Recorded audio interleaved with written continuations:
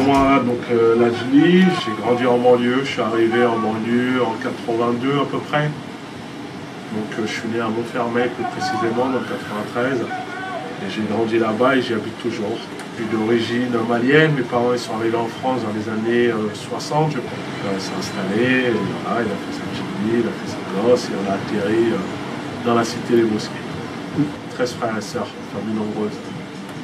Chez nous en Afrique c'était la norme encore aujourd'hui, mais en France, moi aujourd'hui on a moins d'enfants. On a en moyenne 3, 4, voire 5 enfants max.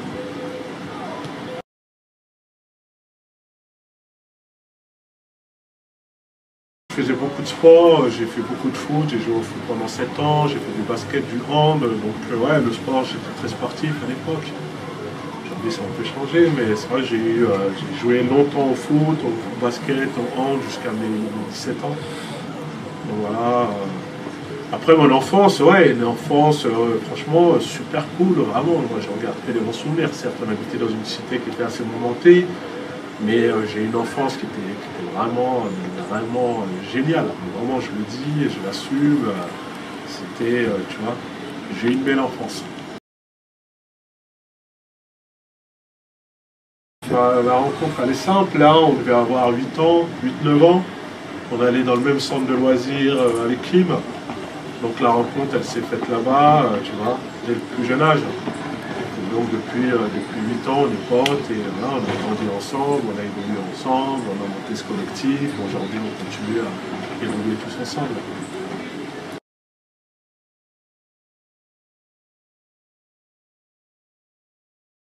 Jamais, en tout cas, ça m'a traversé l'esprit de me dire que je vais être réalisateur ou que je vais être acteur. Limite, moi, pour moi, c'est des métiers que je ne connaissais pas, qui n'existaient même pas, quoi, tu vois. Donc, à partir de ce moment-là, c'est juste pas possible de se projeter. Nous, pour Krajma, on a commencé, on était des ados, on le faisait vraiment pour kiffer entre potes et il n'y avait rien de professionnel. C'était vraiment de l'amusement entre potes, tu vois. On filmait nos délires, nos conneries et puis basta. Là, on ne s'est pas dit qu'un jour, on en ferait notre métier. Ouais, c'est sûr que ça a aidé, hein, complètement. Nous, dès le départ, avant même qu'on commence, tout de suite, on a demandé à Vincent, Mathieu, de parler de collectif, de nous aider. Voilà, quand on avait des cours, il venait, jouer le jeu et tout. Donc. Mais attends, mais c'est quoi? Eh! Oh, les gars, là, c'est quoi ce bordel, là? Vous avez des poils à menton, vous commencez à vous la péter avec moi, quoi? Vous êtes au courant des traditions, là? C'est qui l'aîné dans la famille? C'est qui? Hein? Eh! Je demande, c'est qui l'aîné, là? À qui vous devez le respect éternel? Je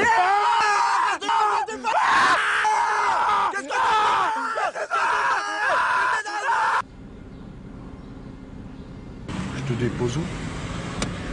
Tour Eiffel. La Tour Eiffel. Mathieu était voisin avec Kim à l'époque et donc voilà, ils se connaissaient depuis longtemps, avant même que Mathieu commence à faire ses films. Donc voilà, quand il a fait La Haine, qui était je crois son deuxième film, là, voilà, c'est une explosion.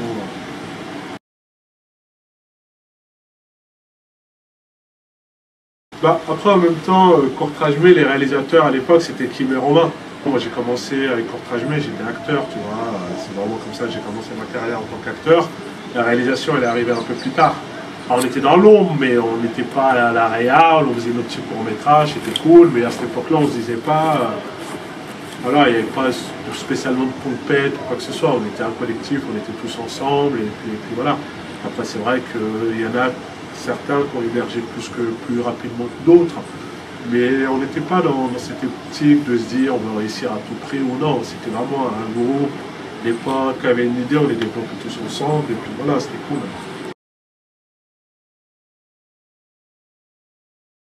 Non, ce que je disais, c'est que voilà, j'allais avec les cours Courtrajmé, ça allait, j'étais à l'aise, c'était notre univers, c'était cool, c'était beaucoup d'impro, beaucoup de freestyle, sauf que là, chez Tain, c'était le premier long métrage, c'était un autre exercice, et c'est vrai que j'ai pas spécialement kiffé cet exercice d'être comédien dans un film.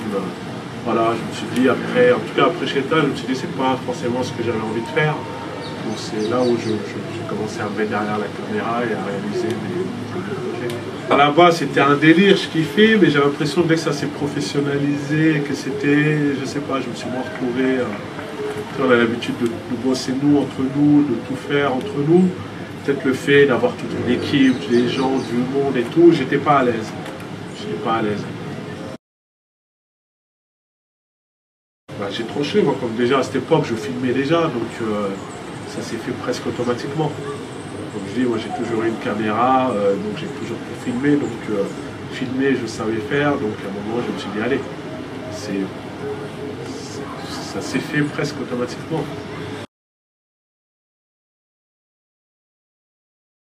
C'est vrai, moi j'ai commencé avec le docu, mais... Il y a des parents là, il y a des gens qui passent, c'est bon. C'est ça qu'on veut, ouais. La justice, elle soit neutre.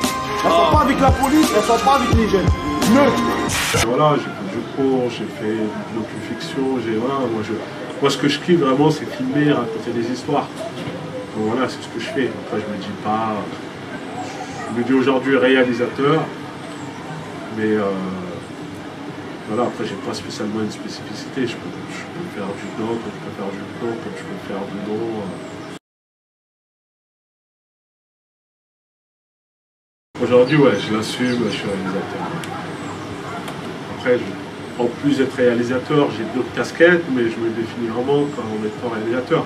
Je suis aussi auteur parce que j'écris mes films, j'ai aussi une société de production, donc je produis aussi mes films, donc j'ai toutes ces casquettes qui font que j'ai vraiment un contrôle, j'essaie d'avoir en tout cas un contrôle maximum sur mes œuvres.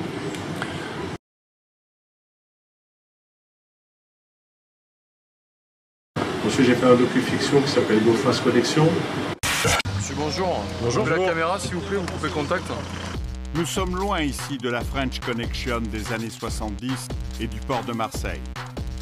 Le cannabis arrive en 36 ou 48 heures du Maroc en Go Fast, avec un véhicule chargé de plus de 200 kg de résine de cannabis.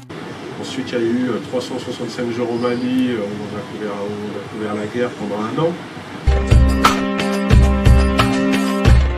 Garde-vous! J'ai pas peur.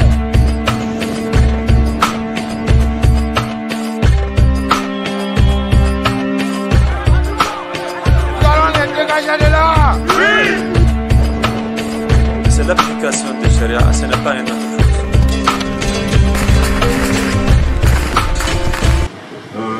Après, il y a eu tous les projets en portage méo ou même avec JR, les projets qu'on a pu mettre en place.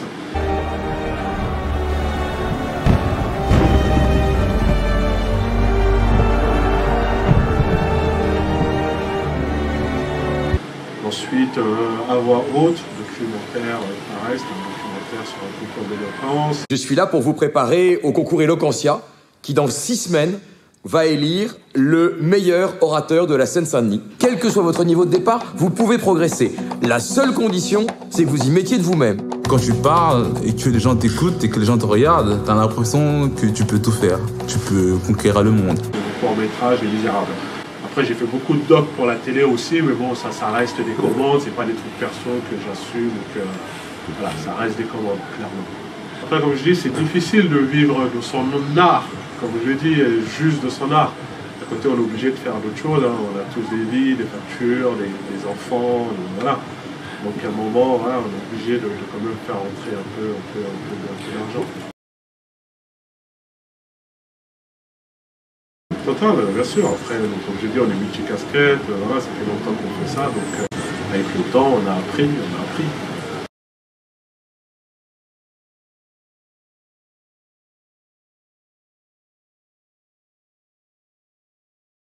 Nous, je me suis dit, wow, c'est quand même incroyable, tu vois. La même année, j'ai 2 films, un court-métrage, un documentaire nommés tous les 2 au César, donc ouais, c'est sûr que ça fait plaisir. Ça fait plaisir, et même pour la suite des projets, ça aide d'avoir 2 films au César. Voilà, quand tu arrives avec un projet, que tu cherches à le développer, c'est sûr qu'il y a plus de facilité. Exactement, donc après le succès du court, forcément on s'est dit qu'on allait se développer ce court en long métrage. Et donc de là on a commencé à écrire, on a réussi à faire financer le film, on a tourné l'été dernier, et là le film va sortir en 2019. J'en appelle à votre esprit d'équipe, la cohésion. Sans cohésion, pas d'équipe. Et sans équipe, on est seul. T'as pas choisi la bonne équipe, mon pote. Hein. Contrôle de police. Vous faites quoi, là? On attend le bus. Vous attendez le bus, là? Ça sent le shit, ça. Eh, c'est bon, Ça va, je gère. Je vous filme, vous avez pas le droit de faire ça. Arrête de filmer. Non. T'es contente, là?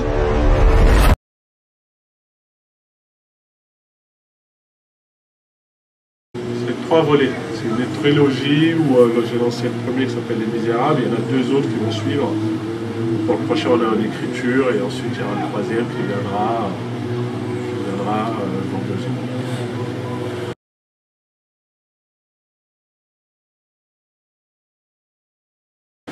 Qu'est-ce qui nous a donné envie de créer cette école? C'est déjà toute l'expérience qu'on a pu avoir durant ces 10 dernières années.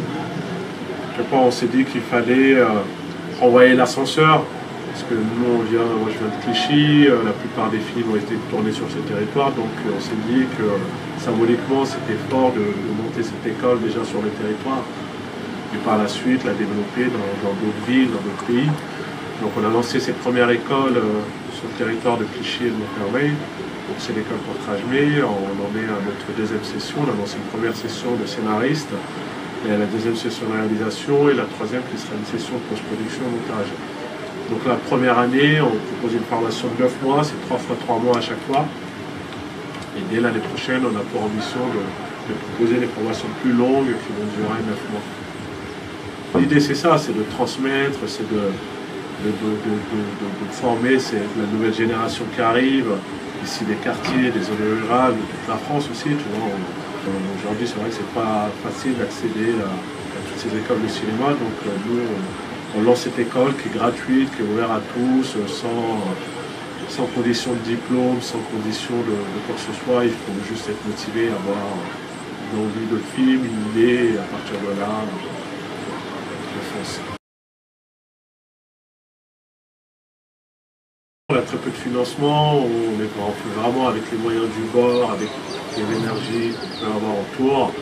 On a un partenaire qui est les ateliers Médicis aujourd'hui, mais on est en recherche de financement. Pour être clair, aujourd'hui, on est en recherche de financement. On a lancé ici en région parisienne, mais l'idée c'est déjà de développer en Afrique. Donc là, la prochaine étape, ça va être le Côte d'Ivoire, Sénégal, Mali et le Maroc.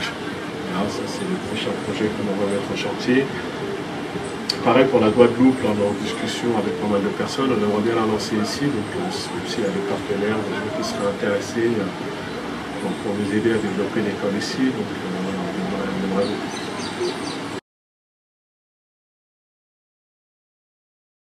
Exactement, l'idée c'est qu'à chaque fois il y a 3 formations de 3 mois, la première session c'est des scénaristes. Donc on a 10 élèves qui vont écrire 10 scénarios différents. La session d'après, c'est les réalisateurs qui vont récupérer les 10 scénarios qui ont été écrits par la session précédente de scénaristes et qui vont eux les réaliser. Et ensuite, la session, la 3e de montage, récupère les rushs pour monter le film. C'est 3 équipes différentes à chaque fois qui, les scénaristes écrivent, les réalisateurs réalisent et les monteurs montent les films. Donc l'idée c'est de former en tout cas cette année déjà 30 personnes. Voilà, on a aussi pour ambition, par exemple sur les 10 scénarios, dès l'année prochaine, le meilleur scénario sélectionné, on a pour objectif de le développer en long métrage.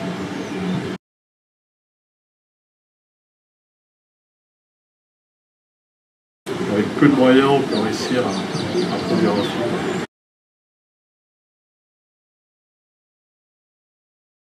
Si on veut raconter nos histoires, il faut se donner les moyens de les raconter. On va essayer de donner un maximum de clés, un maximum de moyens à cette génération-là qui arrive, qu'ils puissent s'exprimer à leur tour et raconter leurs histoires.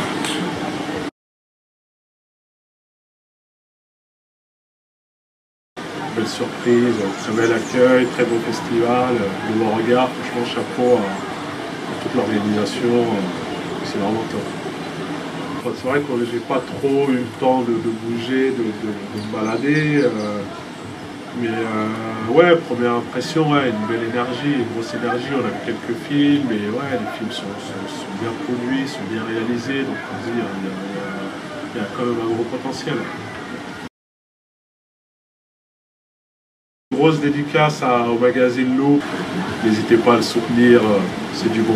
Quad, quad, quad, quad, quad, quad,